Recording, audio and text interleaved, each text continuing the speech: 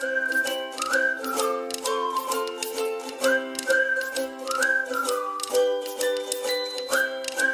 good morning everyone, I am Maria Hazel Chirindi.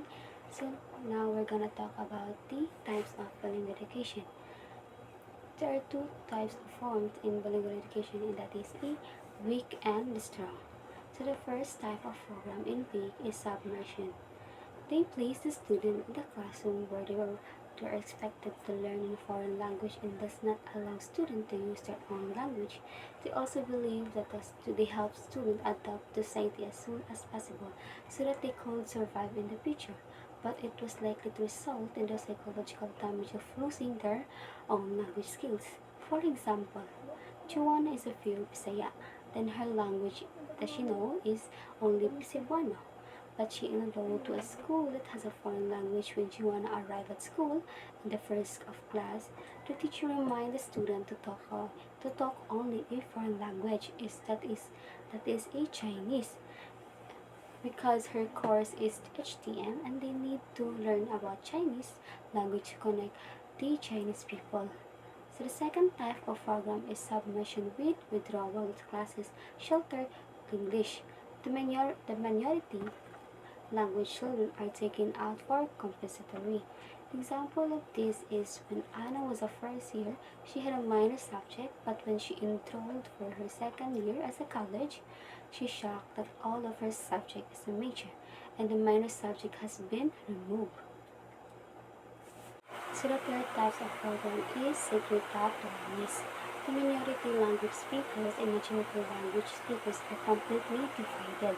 The societal aim is a conflict resulting in divided monolingual groups. So the fourth type of program is translational. Minority children are taught in the language until they are taught to be proficient enough in the majority language to cope with it in mainstream education. Transitional bilingual education can be split into two major types: early exit and the late exit. The first one refers to 2 years help using mother tongue, while the second one allows us around 40% of classroom teaching in the mother tongue until the 6th grade. For example, here in Croatia, but also in the most part of Europe and the rest of the world, the first foreign language taught in English, for the simple reason that it is spoken and used in all major institutions.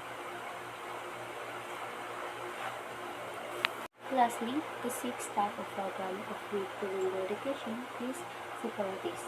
For political or religious reasons, schools try to maintain independence from the majority language and culture. The minority languages detach itself from the majority language. For example, the government wants to help those people who don't have enough money, but they are genius and the ability to make anything. Now, let's talk about the strong form in bilingual education. So there are four types of in it, and these are the following. So the first type of program is the immersion. The curriculum in immersion is taught to language majority students in a second language. For example, Romeo, when he was a child, he learned his first language by his mother. When after years, he learned other languages by the teacher. So the second type of program is maintenance heritage language. What is that? Well, it offers when minority children are taught in their native or heritage language, and the objective is achieving complete bilingualism.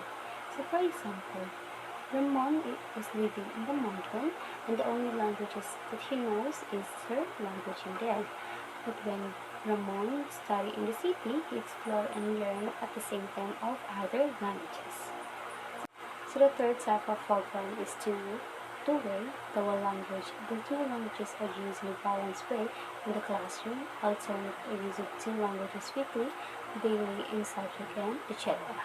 So that become dominant. The dominance of either of the two languages will lead to division among pupils, group formation, exclusion, and negative competition. So the last type of program is the mainstream bilingual. It serves children who, like majority student or temporary resident, whose native language is an international language such as the English. So for example, Jake lived in Singapore when he was 5 years old. he's mastered in English languages. And now he's a teacher in Singapore. He's blessed to be a better speak and English.